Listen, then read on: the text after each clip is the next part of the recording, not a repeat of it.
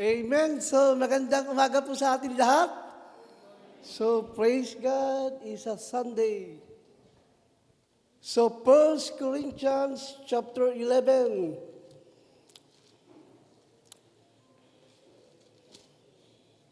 Verse number 24 and 25.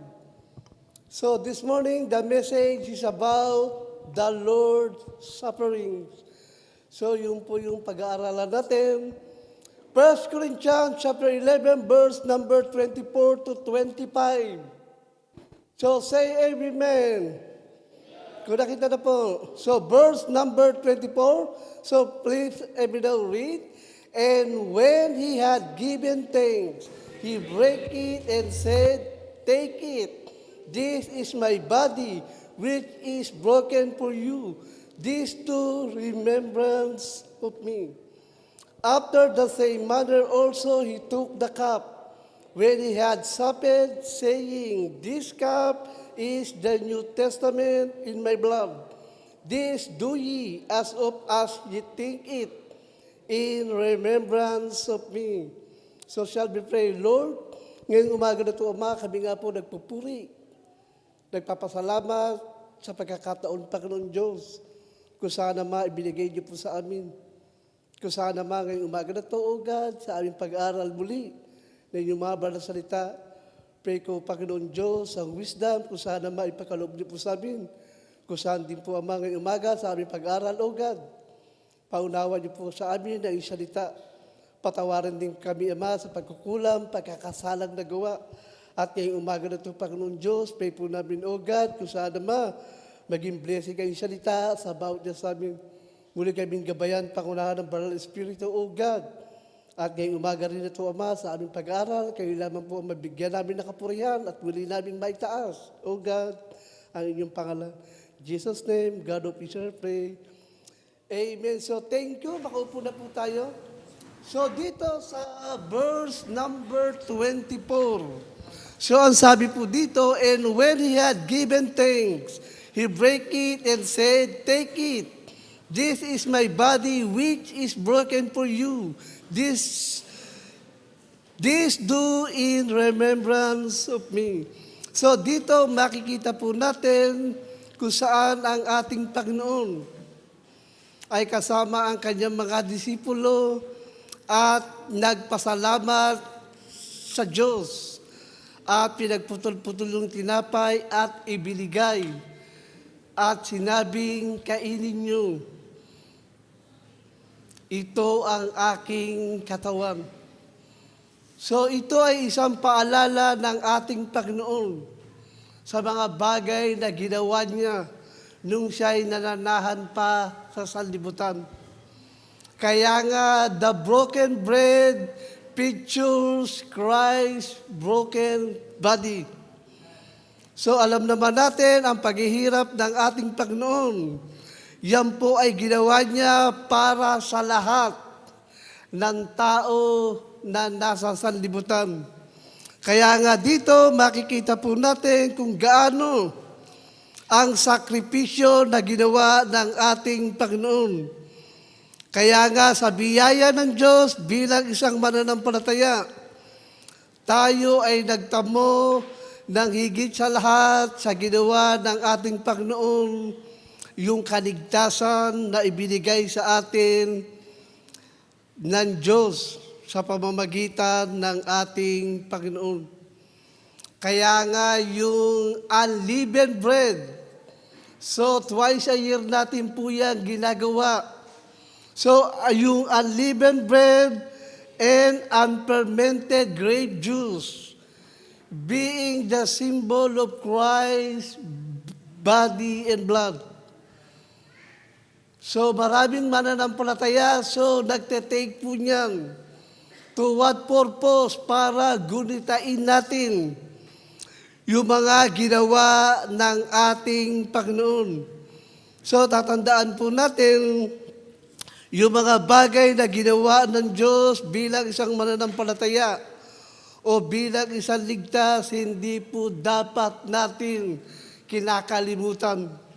Kaya nga, ang magiging title ng message natin is Purpose of the Lord's Supper. So, what is the purpose of the Lord's Supper? So, yan po yung pag-aaralan po natin. So, meron po tayong 5 points.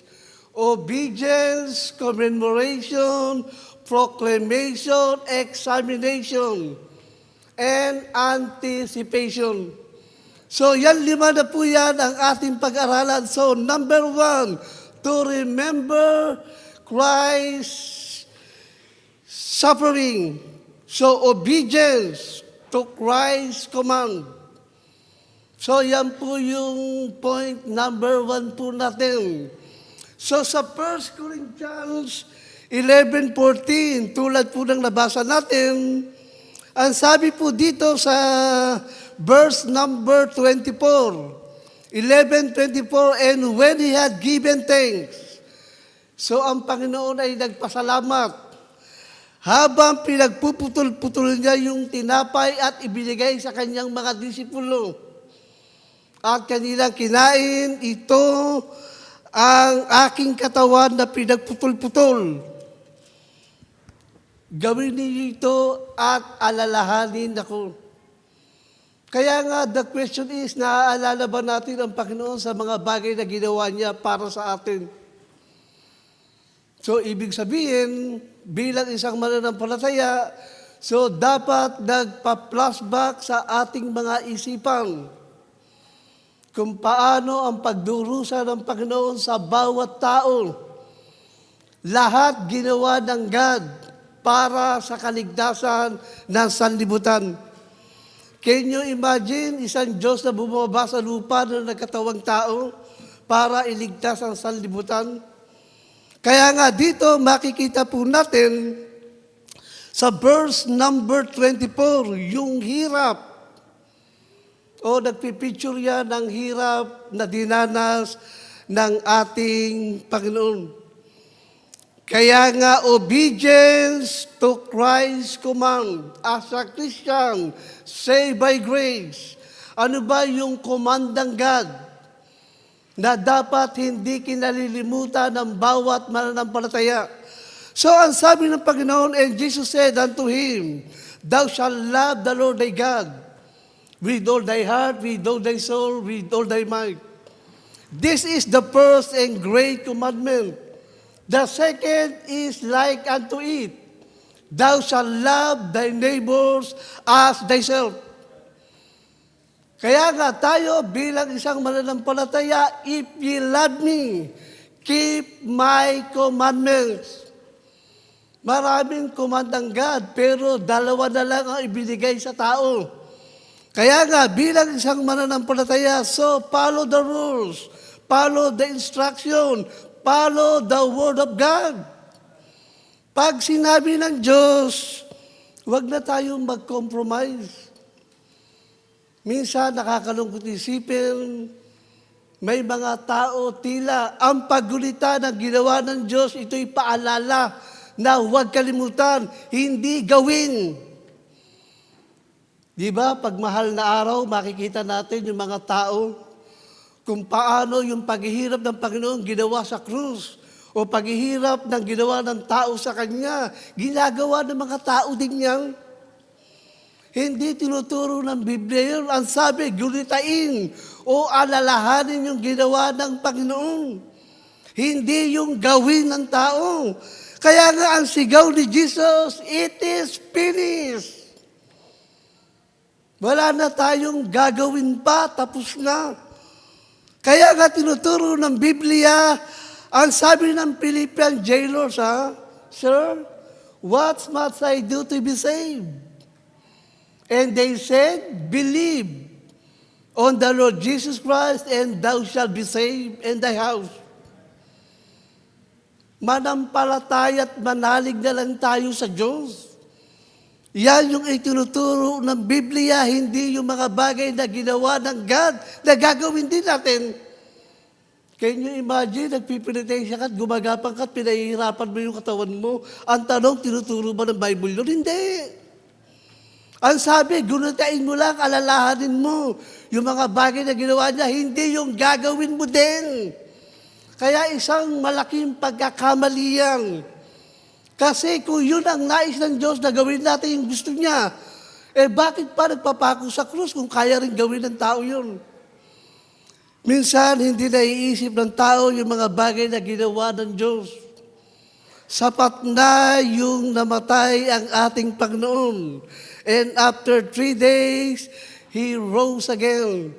Kaya nga, is a blessing sa bawat mananampalataya na tayo ay nagkaroon ng kaligtasan. So what else? Point number 2, commemoration to remember Jesus Christ. So ito yung paggunita sa Panginoon na ginawa niya sa lahat ng tao sa sanlibutan. So buksan muna natin yung 1 Corinthians 11:25. After the same manner also he took the cup when he had supped, saying, "This cup is the New Testament in my blood. This do ye as oft as ye drink it in remembrance of me." So dito makikita po natin yung wine is a symbol of Christ's blood. Kaya nga makikita din po natin the first miracle of the Lord Jesus Christ where He turned water into wine. Di ba na nag-miracle ang Panginoon? So this wine was grape juice. So hindi po ito alcoholic sa panahon natin ngayon. So ibig sabihin, yung wine na tinuturo ng Biblia, ito po ay grape juice. Kasi yung alcoholic sa panahon natin o wine, pag ininom mo, malalasing ka. Mahihilo ka. Pag sumobra, magkakasakit ka pa. So kakaibang wine yung sa panahon natin ngayon. Pero yung sa panahon ng ating Panginoon. So ito po yung grape juice na tinitake ng every Christian pag natitake ng Lord's Supper. So tatandaan po natin, the broken bread picture the body of Christ. Yan po yung picture, broken body ng ating Panginoon. Yung grape juice picture Christ's blood, shed for the remission of sin. Kaya nga yung dugo ng ating Panginoon, yan po ay nagsisimbolize ng grapes na itinuturo mismo ng salita ng ating Panginoon. Kaya nga makikita din po natin yung mga dapat gunutain ng bawat mananampalataya bukod sa mga bagay na ginawa ng Diyos. Ano-ano ba yung dapat ginugunita ng bawat mananampalataya? Yung incarnation, yung pagkakatawan tao ng Panginoon. Can you imagine, for the Son of Man is come to seek to save that which was lost? Kung si Jesus, tao na kagaya ko, yung tao na kakausapin ko, hindi masasave yan. But ang Panginoon ay nagkatawang tao. Kaya nga, ang Panginoon Jesus lang may kakayahan magligtas ng kaluluwa ng tao sa kapahamakan at wala nang iba. So ano pa ang dapat alalahanin ng bawat mananampalataya? Yung kapanganakan ng Panginoon. Isa yan sa mga mahalaga na dapat inaalala ng bawat tao. So sa Isaiah 7:14 pa lang, minensyon na ang ating Panginoon. So basahin po natin para makita po natin Isaiah chapter 7 verse number 14.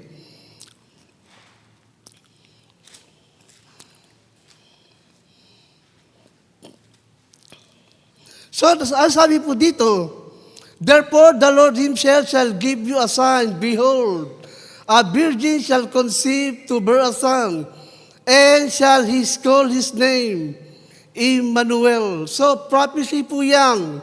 So napulfilled po yan sa Matthew 1:21. Matthew 1:21. So sabi po dito, and he shall bring forth a son, and thou shalt call his name Jesus, for he shall save his people from their sin. Kaya dito makikita po natin yung mga dapat alalahanin o gunitain tulad ng kapanganakan ng ating Panginoon. So what else? Yung baptism. After you save, next step, obey Christ's baptism. Alam niyo ba, ang baptism ng isang mananampalataya, yan ay napakahalaga. Desisyon na dapat ginagawa ng bagong ligtas. Hindi sapat yung pupunta na ako sa langit. Praise God, tama yun. Pero merong next step na dapat gawin ang bawat mananampalataya. So ano po yun? To obey Christ's baptism. Natandaan niyo ba nung si Jesus nag-obey sa baptism? Kung paano sinugo ng Diyos ang ating Panginoon na magligtas sa sanlibutan. Yung nagbaptize sa Kanya, sinugo din ng Diyos. Totoo ba yun? Yes. John 1:6, there was a man sent from God whose name was John. Kaya ang baptism, yan po ay napakahalaga na tinuturo ng Mark chapter 1, verse number 10. And straightway coming up out of the water he saw the heaven open, and the Spirit like a dove descending upon him. And there came a voice from heaven saying, This is my beloved Son in whom I am well pleased. Kaya nga, napakahalaga ng baptism. Isa yan sa mga dapat inaalala ng bawat mananampalataya. The pattern of the baptism is the Lord Jesus Christ. So what else? Transfiguration. Naalala niyo ba na ang Panginoon umakyat sa mataas na bundok at kasama niya ang kanyang mga disipulo na sa Peter, John, and James? Habang nasa taas ang Panginoon, nakita nila na ang Panginoon nagliwanag at hindi lang yun. Nakita niya si Moises at si Prophet Elijah. Alam niyo ba yung transfiguration of Jesus? Yan po ay picture ng rapture. Ipinakikita dito na si Moises dumanas ng physical death yan. At si Elijah, so hindi po siya nakaranas ng physical death. So kinuha siya ng chariot of fire. Kaya dito makikita po natin, nung sila'y nakita ng mga disipulo, is still alive. Is still alive. Buhay sila. Nabasa niyo ba yung Jude chapter 9 kung paano pinaglaban ni Michael ang bangkay ni Moses kay Satanas? Kaya patutunayan lang dito na si Moses namatay. Pero sa pagkakataon, nasaksihan ni Peter yung na si Moises at Elijah is still alive. Siyempre, bilang isang mananampalataya, darating din lang tayo na tayo ay mabubuhay din muli. Kaya nga dito, makikita po natin, marami tayong dapat gulitain o dapat alalahanin na ginawa ng ating Panginoon. Tulad po na sabi ko sa inyo, yung first miracle ng ating Panginoon. Ito po yung tubig na ginawa niyang alak. Yun yung first miracle ng ating Panginoon. So ano pa ang dapat natin alalahanin? So marami pang iba. Tulad ng death, burial, resurrection. Even the second coming of the Lord Jesus Christ. Isa yan na hindi dapat kinalilimutan ng bawat mananampalataya. So, point number 3, proclamation to show forth the Lord's death. So, buksan natin sa 1 Corinthians 11:26. So, sabi po dito, For as often as ye eat this bread and drink this cup, ye do shew the Lord's death till He come. So habang ginagawa natin o kinakain natin tinapay at iniinom natin yung saro, so dito ginugunitan natin yung pagkamatay ng Panginoon at muling pagbabalik ni Jesus. Naniniwala naman tayo na ang ating Panginoon sa pamamagitan ng kanyang pagbibigay buhay sa krus, yan po ang naging daluyan ng kaligtasan ng bawat pananampalataya. Kaya nga yung proclamation to show forth the Lord's death. So yan po ay picture ng ebanghelyo ng ating Panginoon. So buksan natin sa 1 Corinthians 15 para luminaw po sa atin. 1 Corinthians 15, verse number 1.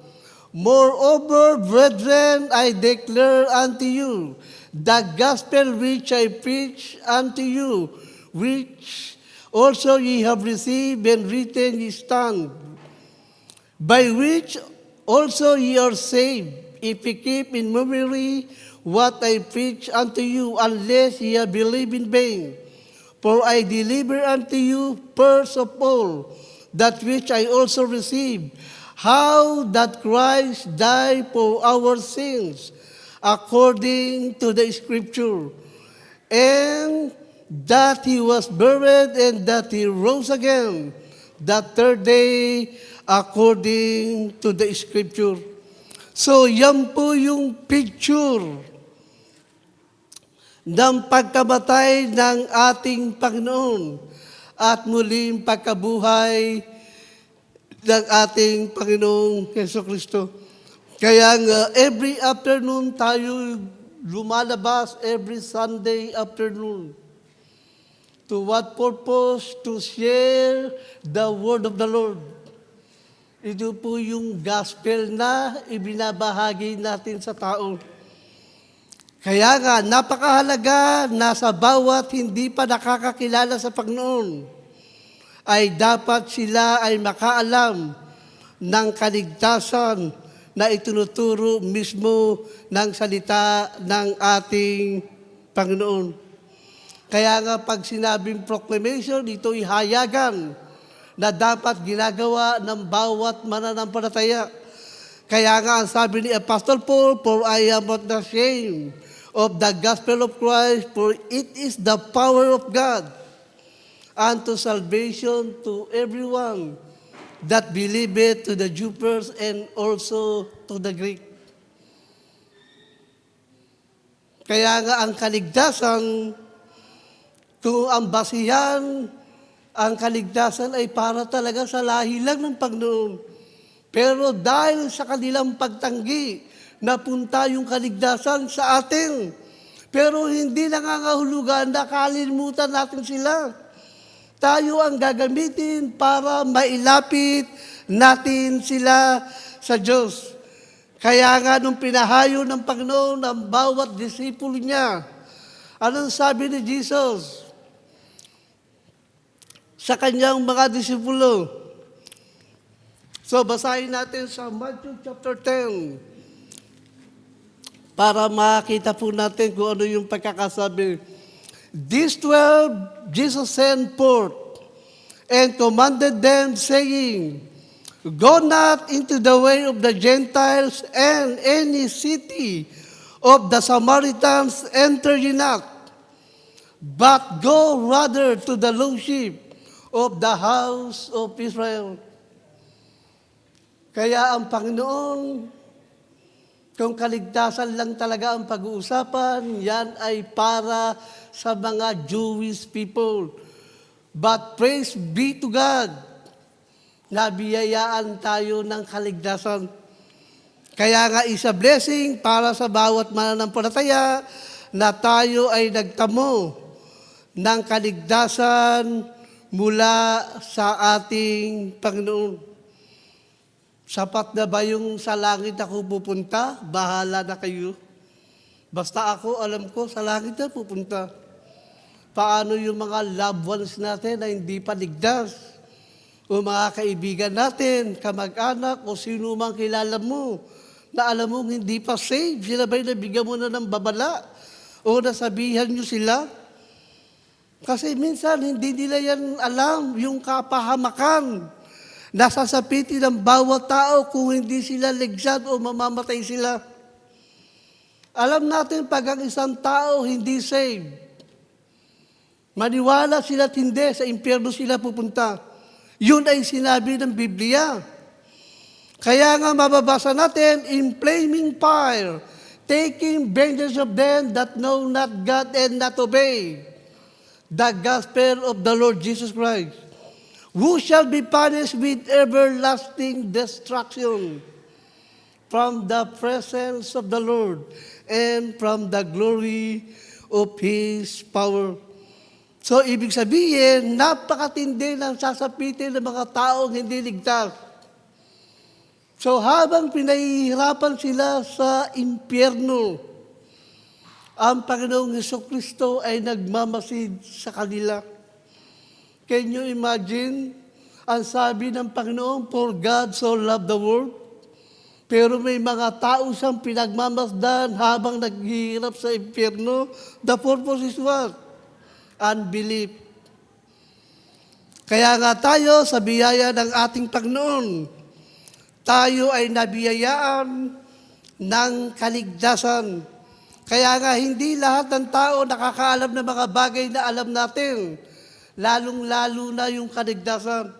Kasi ang alam nila, pag ang tao namatay, that is, tapos na. So hindi. Natapos yung buhay nila sa lupa, pero meron silang kaluluwa. According to Revelation 20 verse number 14, and death, ang sabi ng Biblia, and death and hell were cast into the lake of fire. This is the second death. May ikalawang kamatayan daw na tinuturo ng Biblia.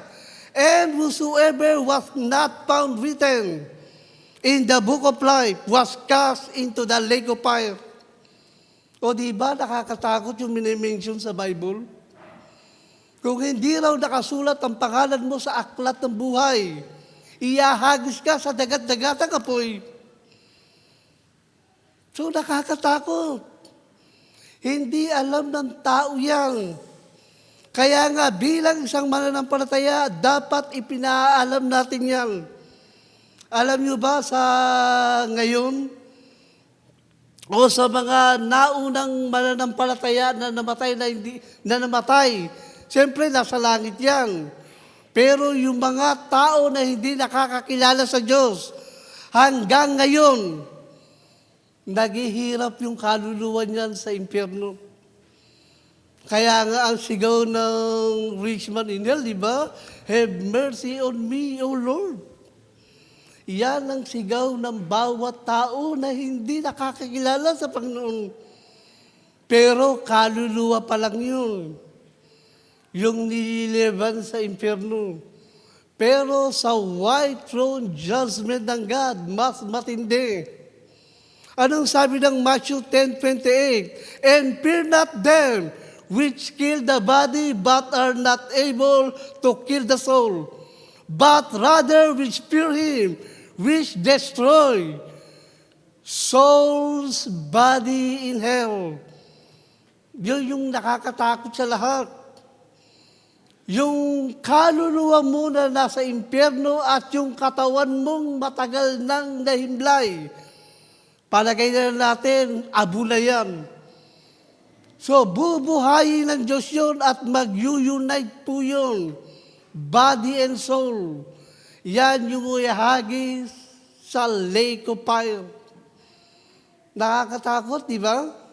Kaya nga, yan yung minimension sa Matthew 10:28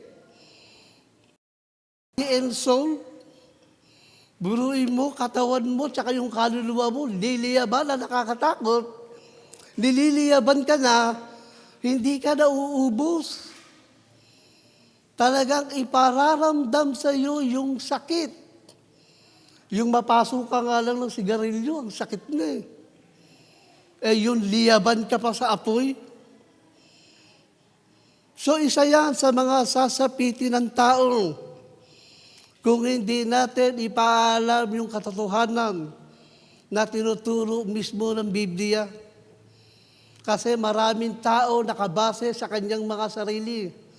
Basta ako mabait, basta ako matulungin, at hindi naman ako nakakakilala, nakakalimot sa Diyos. Bagamat tama yan, pero hindi yan ang basihan para pumunta ka sa langit. The only way to heaven is found of the Lord Jesus Christ and nothing else. Sa Panginoon mo lang matatagpuan yan at wala nang iba. Pero kung merong iba, base sa iyong kaligtasan, out of place ka. Kaya nga nakakalungkot isipin, maraming tao tila talagang sarado na pagdating sa kaligtasan.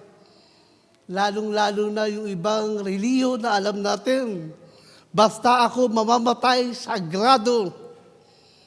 Pero hindi nila iniisip yung sasapitin nila after death of his life. So what else? Examination. Command us to examine ourselves before eating and drinking the supper. Kaya nga every twice a year nag-take tayo ng Lord's Supper. So as a Christian, saved by grace. So bago tayo mag-take, kailangan clear tayo sa harapan ng ating Panginoon. So buksan natin sa 1 Corinthians 11:31. So ano sabi ng Biblia? 1 Corinthians 11:31. So sabi dito, for if we would judge ourselves, we should not be judged. Kaya nga tayo bilang isang mananampalataya, na bago tayo mag-participate, make sure na i-confess natin ang ating mga pagkukulang, pagkakamali. Kasi dito, minensyon sa Psalm 139, Psalm 139 verse 23. So, anong sabi po dito? Psalm 139 verse number 23. Search me, O God, and know my heart. Try me and know my thoughts. O diba, dapat yan yung sinasabi natin sa Panginoon. Lord, suriin mo ako, Panginoon. Alamin mo ang aking puso, subukan mo ko, at alamin mo ang aking pag-iisip. Kaya nga tayong mga mananampalataya, walang nakakaalam ng puso at isipan natin, kundi ang Diyos, kung ano man nilalaman ng puso mo. Ang tanging Diyos lang ang nakakaalam ng bawat puso, ng bawat mananampalataya. Kaya nga tayo bilang isang ligtas, examine yourself. So what else? Point number 5, anticipation. To show our belief in Christ's return. So pag sinabing anticipation, ito po yung hope o pag-asa ng bawat mananampalataya. I believe one day Jesus is coming back. Naniniwala ba kayo doon? So, John 14. So, sa John chapter 14. So, ang sabi po dito sa John 14 verse number 3. And if I go and prepare a place for you, I will come again and receive you unto myself, that where I am, there ye may be also. Kaya nga dito, makikita po natin o umaasa ang bawat mananampalataya sa pagbabalik ng ating Panginoon.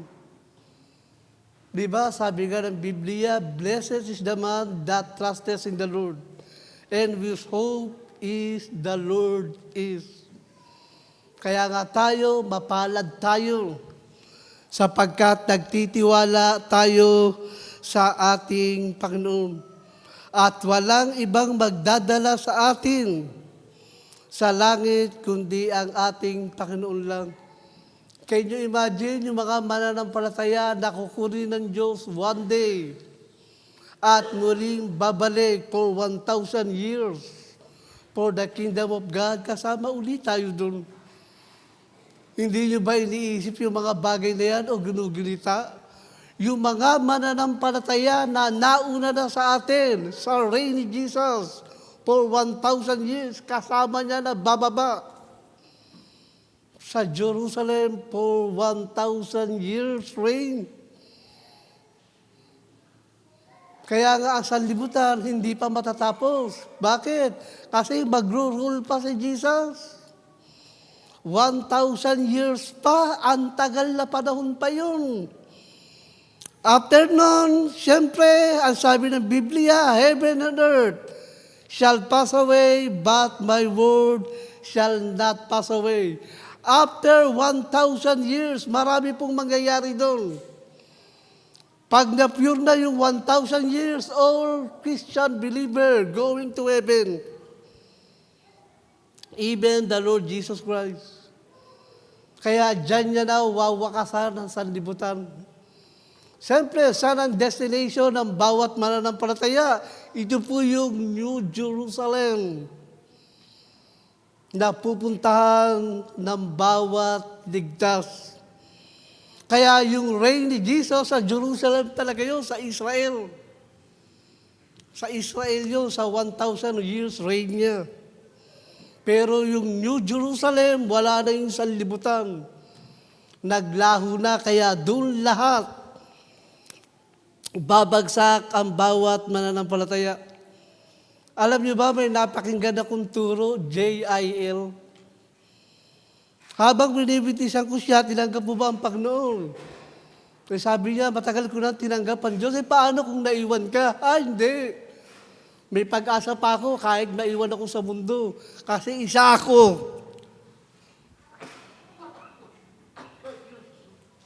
Sabi niya, isa ako sa mga ngaral ng Ebanghelyo ng Panginoon. Can you imagine? Kanya nakuha yung turo na yun. Wala daw problema na maiwan siya sa rapture. Kasi bakit? Isa siya sa mga ngaral ng salita ng Diyos. Akala ko Jehovah Witnesses lang. Pati pala J.I.L.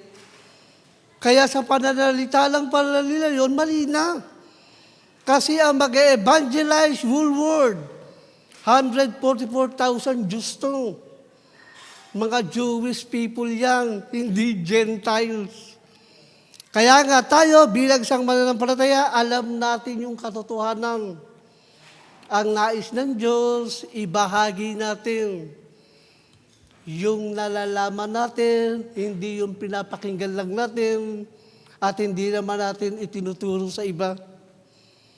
Tulad dyan, marami tayong loved ones na hindi kilala ang Panginoon. Kilala man nila ang Panginoon, nakikita pa nila. Can you imagine?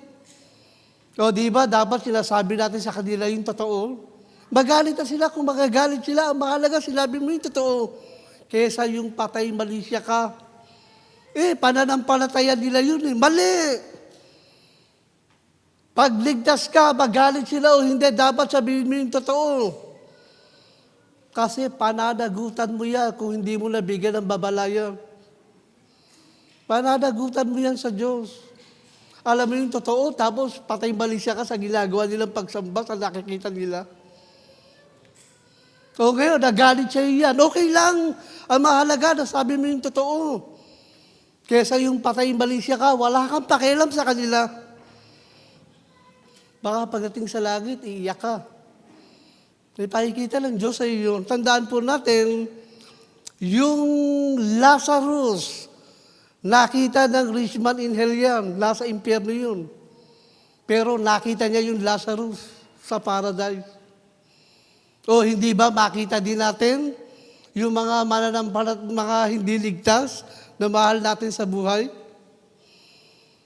Kaya nga, dapat aware tayo pagdating sa kaligtasan.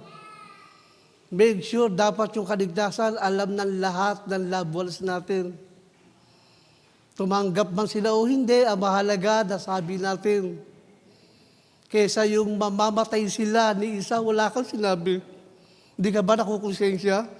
Pupunta ka ng burol niya, alam mo kaligtasan, di mo man lang nasabi. Pananagutan mo sa Diyos yan. Alam niyo ba, tiyahin ko, namatay yan.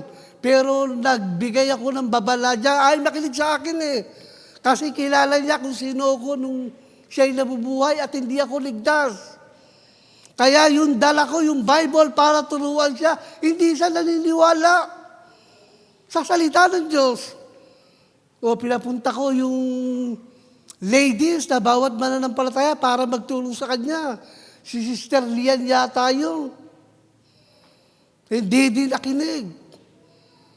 So, after 3 years yata, 5 years namatay. Alam niyo ba yung silipin ko sa kabao yun? Nakasimangot, nakaganto yung kamay. Talagang galit, parang hirap na hirap siya. Nasa kabao yun ha. Talagang galit siya. Kaya yung sinilip ko siya, talagang mukhang galit. Hindi ako nagkulang ng paalala. Ang mahalaga na sabi ko sa kanya. Kaya nagpipicture yun, naghihirap yung kaluluwa nun sa impyerno. Sino may sabi noon? God. Kaya nga, huwag nating intayin na hindi natin mabigyan ng babala ang ating mga mahal sa buhay. So tayo tumungkol sa daling manalangin. Aman Diyos na makapangyarihan sa